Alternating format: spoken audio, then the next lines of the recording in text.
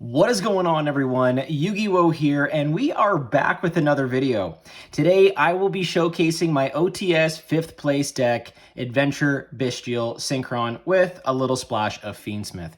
Yes, I can already hear the comments now. I know what you're thinking. Combine enough good engines, and surely a deck will do well. As true as that is, you know that I try my best on this channel to present unique and interesting ideas that usually position themselves in the rogue category. And in an attempt to kind of change things up, I wanted to try and play something that was meta adjacent, or at the very least, be something that could keep up in the meta environment. So in any case, this deck is so much fun. Multiple engines means that the deck can play through 1 to 2 interruptions with ease, and if given the chance to go off, can generate wide boards that are super oppressive. And if that wasn't enough, the deck has an incredible grind and resource game. You'll see in this list that we also play some cool tech choices that also generate a ton of advantage, and you guessed it, hand economy. So if you like content like this and you want to see me experiment with more sort of pile builds or engine builds, please like, subscribe, and ding the notification bell to stay in the loop with all of that goodness. So without further ado, let's jump into the profile. We have the extra deck and the main deck here. Side deck is completely up to you and your meta environment. I'll post the matchups below. Only 2 losses were to Ryzeal and Ryzeal variants, just because that deck is just, again, really hard to break through, especially when just multiple pops and protection are in play. So we tried our best to get through those matchups, but everything else really had a lot of fun. And again, these engines are designed to work well within the metagame pretty well. So you can do what you want with the ratios, do what you like with the engine matchup, but I'll try and go over some of my reasoning and see what we came up with here.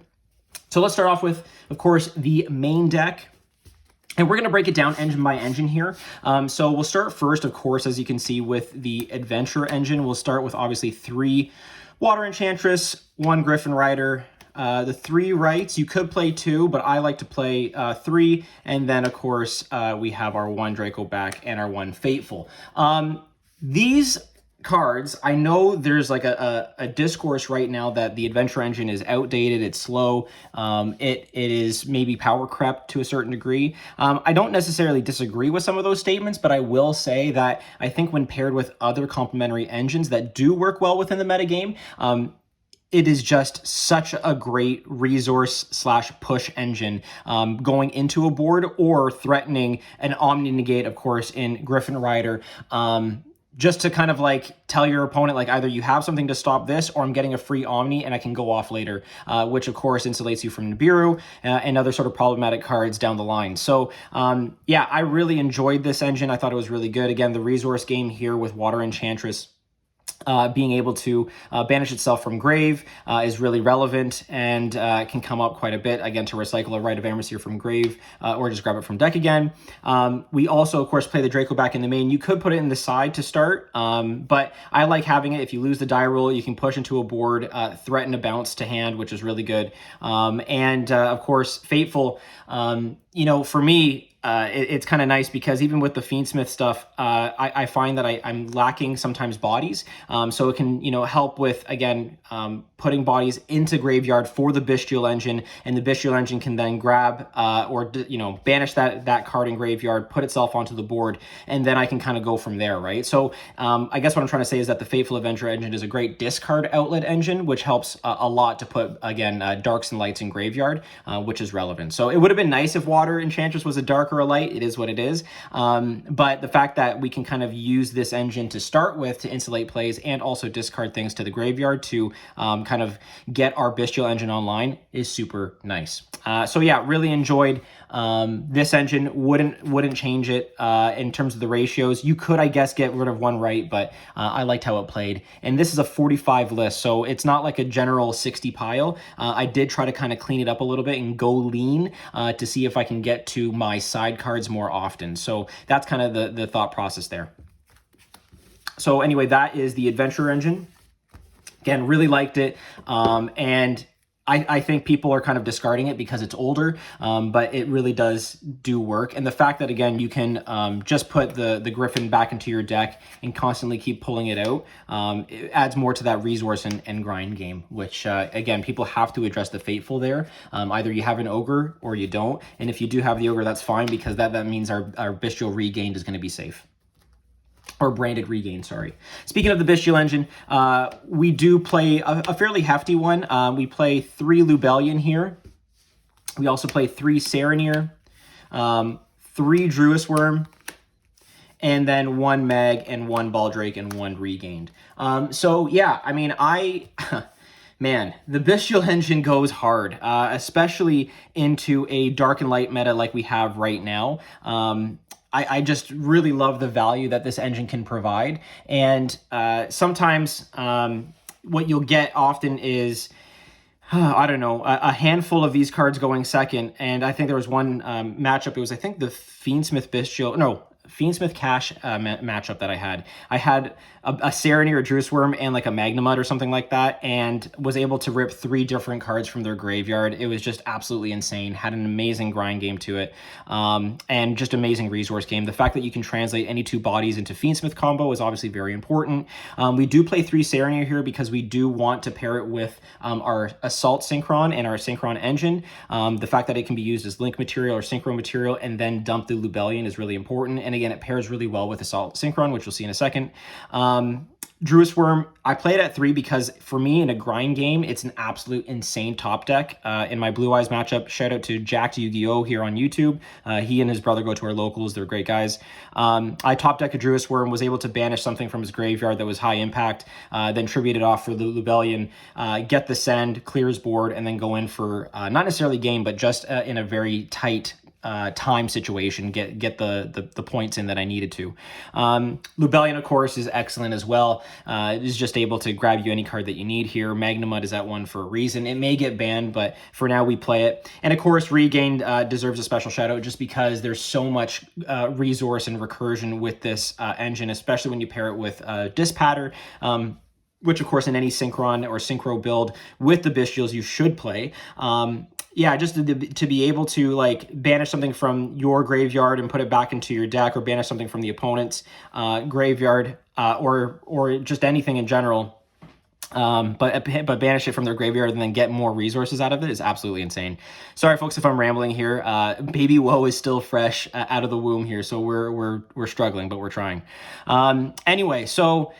Baldrake sometimes came up. I only played it at 1 because there weren't times often where I had enough space to like have 2 Bystials on board in order to get sort of more value out of Baldrake. But in those cases that I could have that room and space just because a couple of my engines were stopped or negated, it was good to have.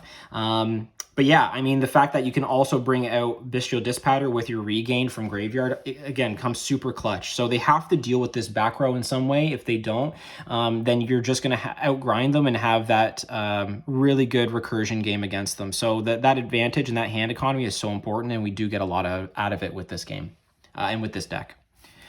Okay. Sorry, folks, again, if you want to clarify anything in the comments, please just let me know. I am rambling a bit. Baby Woe's down for a nap, so I want to try and get this profile in as quickly as I can. So Synchrons. We do just play Assault Synchron, but as another tuner, we also play the Vision Resonator engine here as well. These were excellent. There is definitely logic to suggest that you could play tuning, but because we're not playing any other Synchron monsters, I just didn't feel like it was as high impact. Yes, of course, it's not once per turn, and you can search another Assault Synchron, and yes, it's nice to dump a Darker Light off the tuning into the graveyard. It's definitely something I'm considering, but the fact that we were at 45, and I was able to consistently dig into my deck with Regained and another tech card, which I'll show you later, I didn't feel the need for it in this particular build. There is definitely either a reason to go up to 3 Vision Resonator or down to 1 and keep the Crimson Gaia, just because we can in-engine search out Vision Resonator, and again, we'll show you that in the extra deck. But the fact is that when I saw it in hand, it was a great extender. Obviously, we play a ton of Darks that are over level 5, so just easy. When it's sent to the graveyard, you search the Crimson Gaia. You have a really nice resource loop with this, where Crimson Gaia can then fetch it back out. Also, your Excel Synchro Stardust Dragon can fetch this back out, and then you're like recycling all of these cards like 2 to 3 times, which is just absolutely insane. Dispatter helps recycle these cards. Again, Synchro Stardust helps recycle these cards. So I really enjoyed it. I thought it was really good, and just helps you get to those level 8s and level 10s, which is super important. And often with our end board, we're putting on a Dispatter and a Chaos Angel, both unaffected, both can't be destroyed by battle, which is super hard to deal with. Put in addition to that a Griffin Rider and even a Desiree, and it's really hard to crack a board like that. And that's what I was able to do a lot of the time with my games. So anyway, I could definitely see playing 3. I'd love seeing Vision Resonator. I guess at worst, you know, we can make some modifications to the ED to accommodate this, but you can normal summon it and then link it off and then get your Crimson Gaia and then kind of get it online that way too. So yeah, I don't know. I just really enjoyed it. I thought it was really good. Also, in terms of Assault Synchron's effect to lock you into Synchros when it is on the field, that's only by the nature of its special summon effect. If you normal summon it, or if it's reborn through other means, let's say with a Dispatter reborn or an Excel Synchro reborn, you can also use it as link material. So a lot of the times too, I was using Dispatter to like bring back a monster and then just use it as link fodder for a closed moon play and then go into Fiend Smith. So really good.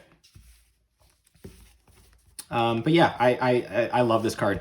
Also the fact that, let's talk about Assault Sync for just a second. The fact that this can also help with your kind of nib plays, right? The fact that you can, if let's say a Dispatter or another Dragon Synchro monster is tributed because of nib, you can then Assault Synchron banish itself and revive that card, and then Dispatter, for example, can then revive this or another card that was banished and then go into a link play. Absolutely insane, especially because you can use the token as material for your own plays, is really good. We do play Link Spider in the ED, so you just link it off and then bring back a monster and then you're into a closed moon play. So again, it's just so sticky and so hard to deal with. This deck is really hard for kind of opponents to deal with in terms of choke points, because you hit one engine but then the other two kind of rear their ugly head, and now you have a really good end board that played through 1 to 2 interruptions. And what's nice too about the Bystial engine is that it is non-engine as well. So if it's not being used in engine, you can just hold them and use them as bodies for later, and by banishing material from your opponent's graveyard, or light or dark from your opponent's graveyard. So anyway, really good. I love the tuners that I had. I'm working on another build that may use the Apple Dragon and also Fiend Smith Sanct because it generates a token. So keep your eyes and ears peeled for that one here on the channel. Anyway, speaking of the engraver engine, we have only one engraver, only one Lacrima, Lurie, and Track. So we're just playing one of each. I guess, quote unquote, this is budget, but it is what it is, right? Like if you can't afford these cards, I completely understand. And if you want to cut this engine, you can too. But this engine does help, again, pivot plays. And it's a broken engine for a reason, right? It just allows you to kind of generate a better board presence, even if you're negated. Any 2 bodies is Fiend Smith combo, obviously. Engraver was really good to help clear boards with Requiem. Sometimes we normal summon the Lacrima, but not often. But the fact that it's a level 4 with a level 6 Dart can also make a Chaos Angel, can be really clutch. I also want to address the fact that the Adventure engine, right? We can't normal summon or get normal summon effects. That's fine. We do not normal summon in this deck. So the fact that we can just normal summon a Hand Trap, normal summon a Lacrima or a Fabled Lurie, normal summon any one of our Synchro, our tuners is also really good. You know, we can also generate advantage by just specialing a Water Enchantress or normaling a Water Enchantress, right? We don't care about normal summon effects with this deck, which is really nice. So yeah, the fact is that we can gain a ton of advantage that way, and that's why you'll see too, I don't play a ton of like board breakers, like spells in this build, because I just want more monsters to be able to make a board after normal summoning a monster. So anyway, not much to say here. The engine recycles itself. I also wanted to challenge myself to see, like, post ban list, what could the Fiend Smith engine look like. I have a feeling, I suspect that it might look something like this. Either Track's going to get hit, or Engraver's going to get hit, or potentially a Lacrima Lacrima hit, but I feel like it's either one of these two more so. So I just wanted to see what that would look like. And apart from not having the cards, it was just really nice to know that I can generate still a lot of advantage with just these cards because they do recycle themselves, and the fact that I can recycle any one of these cards with a regained is really good. If an opponent tries to Bystial me and hit one of these cards, the fact that I can put it back with a regained is also really nice. So the engines just work super well together. There's a ton of synergy there, and again, helps recycle your hand advantage. Not hand advantage, sorry, your card advantage and your further plays. Okay. So the goo of the deck, I think this is like absolutely such a good engine. I'd play more if I could. It's the Magician Souls and the Illusion of Chaos. Now, you know with my Makonko deck profiles just how much of a fan I am of these cards. I absolutely love these these monsters. The fact is that they're darks that can be sent to the graveyard pretty easily, right? Souls sends Illusion of Chaos, which is really nice. We also play one kind of consistency piece, which would also help with this engine, and we'll show you that in a second after the non-engine. But this is really cool how, again, I can generate a ton of advantage and add to my hand economy by pitching, for example, if I don't need it in the grind game, the Crimson Gaia, or I can pitch, not necessarily maybe a branded regain, but it is possible if you're in a down bad situation. But of course, I'm looking at Fateful and the Draco back, right? You can pitch these down, draw two, or just pitch the Draco back, draw one, keep the Fateful Adventurer on the board. I'm usually drawing into something impactful anyway, which is really nice. If I draw into a Bystial, that's great because it means I have a dark in graveyard to banish. So just I'm generating bodies, I'm generating advantage. It's really nice. I really like rocking these cards. I would play 3 if I had the space. Maybe I would go up to 3. Again, this is like the first iteration of this build, so we're just trying things out and seeing what works. FYI, I do have the second Brawl copy here. I don't know why they're mixed matched, but it is what it is. Anyway, yeah, but IOC is fantastic. Again, I can shuffle back Garnets or put back things that I don't need because, again, I play the second one, so I can just send it from deck with Magician Souls, which is good. So, yeah, I mean, I just love the 2-2 ratio. You could go also 3-2. I wouldn't go 1-1 unless I'm in a post-side situation because drawing both of them hurts a ton. Unless, of course, you have the Adventure Engine to kind of like pitch one just so you can get a little bit of value out of it. But otherwise, yeah, this is just great to get darks into the graveyard and you know, turn on the Bystial engine, draw cards, keep that hand economy flowing. Okay. Next up, we have just 9 non-engine. We got 3 Ash, again, for the Charmy matchup. Ghost Ogre, Ghost Ogre here, and then, of course, you saw the Veiler. So, yeah, so people kind of might question this and go, okay, only 9 non-engine, what's going on? Remember, the Bystials in this meta are considered non-engine as well. And I wanted to prioritize Ogre and Veiler over like an Imperm, for example, or something else, like another Ghost Girl, just because I wanted lights. Often is the case, you know, I can use a hand trap like a Veiler and then load up my graveyard with a light, which is really nice for the Bystials to go online. Also, of course, you know, I can just normal summon one of these, link it off for a closed moon play, and then have, again, lights in the graveyard to go off with that too. So that's really nice. Ogre's actually really good this format. You're hitting, you know, your continuous spells if you're against the White Force matchup, which is real. You can also, of course, hit the True Light. You can hit field spells. I mean, whatever the case may be. You can stop link climbing with Ghost Ogre as well, which is really good. So sometimes hitting, you know, just a key choke point in a link climb or even a synchro climb play can be really helpful. And of course, Ash is Ash. Very good card, and the fact that it kind of helps me against the Charmies. It did come up a couple times where someone tried to fool me, and I was able to Ash it, so it's kind of nice. So that's our non-engine lineup. Again, you can put more in, but I'm prioritizing more so the Bystials as my non-engine piece in this build. And again, the fact that it can also be engine and also kind of extend plays is just all the better.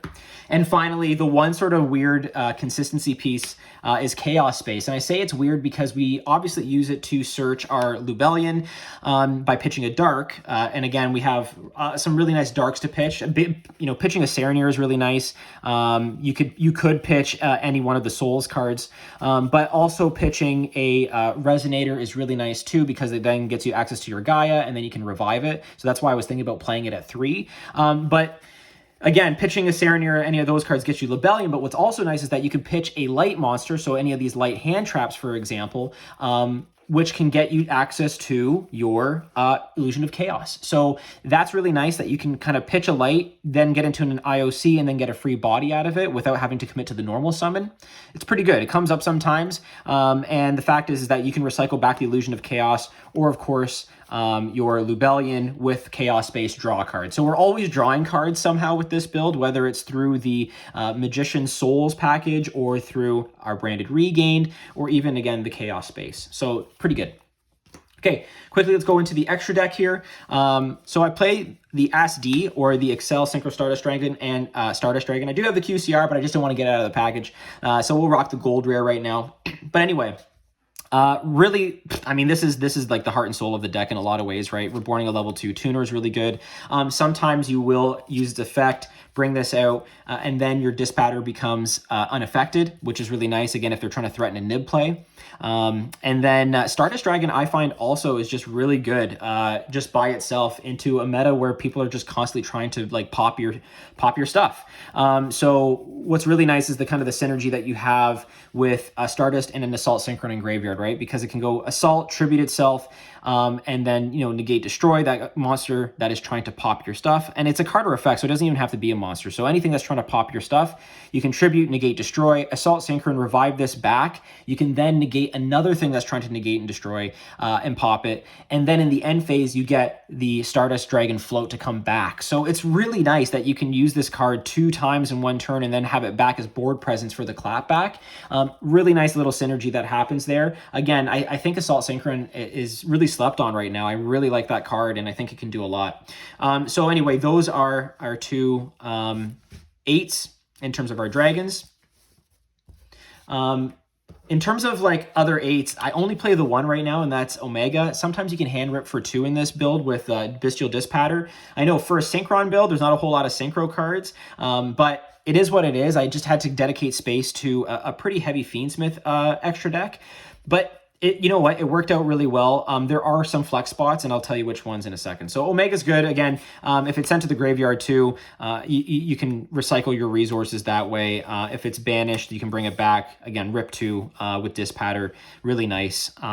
So you know what? Again, in terms of that resource piece, that resource narrative that I'm trying to push with this deck, I think it goes really well. Dispatter, Chaos Angel, those are our level 10s. Dispatter is absolutely insane. Again, just revive any light or dark from Banish is incredible without having to negate it. Pretty good.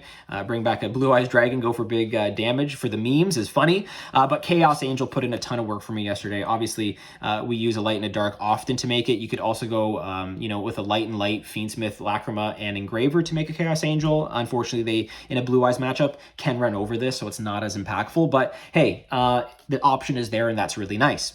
But anyway, I mean, most often I'm putting these 2 on board with a Desiree and sometimes a Griffin Rider too, and like there's just no way they're cracking that board. I have too much recursion, too much push to happen there, and like these are just walls, right? 3,500, and often the Desiree is pretty beefy too. So this is part of the end board, hence reason why it's featured on the thumbnail. They're just goated, so good. Okay, links. We have the Link Spider and SP Little Knight. You need this for the nib play. Sometimes you also need to just link off your token, your adventure token, because, you know, maybe they got rid of the Griffin Rider by some chance. It's in the graveyard. That's fine. Link it off, normal summon a monster, go into either an SP play or into a Closed Moon play. SP came up huge in the grind game against Blue Eyes, and the fact that I had that ability through 2 hand traps to do that was really, really helpful. So yeah, I love Link Spider. It gives me a ton of options and a ton of options to push. Like I said, if you get nibbed and you revive back your Dispatter some way, you can always just, of course, revive the Dispatter with Assault Synchron and then bring back a lighter dark and link off the Link Spider with that revived monster to go into a Closed Moon. So that's really good. Speaking of Closed Moon, obviously we have Closed Moon. It's your bridge to get into your Fiend Smith stuff. We do play the Link 3, so a Gum Day without the trap. You don't need the trap, it's a brick, and it doesn't add extra value in this particular build because we don't play multiples of the Fiend Smith cards in the main. But yeah, not really much to say here. They're all very good. A Gum Day gets your Desiree nice and beefy, and I guess for the time being, we'll just put Desi on the board here. You could be sitting on like a 5800 Desi with your Chaos Angel and your Dispatter, and there's like no way your opponent's breaking through that, unless of course they open absolutely cracked in terms of board breakers. But it's a really good board, and a lot of strategies in Engine have a hard time to out it. And like I said, you know, the fact that this, even if it's sent to the graveyard, can recycle back resources and then send a card to graveyard, super good. This is a deck that just recycles itself continuously, and that's really nice, obviously.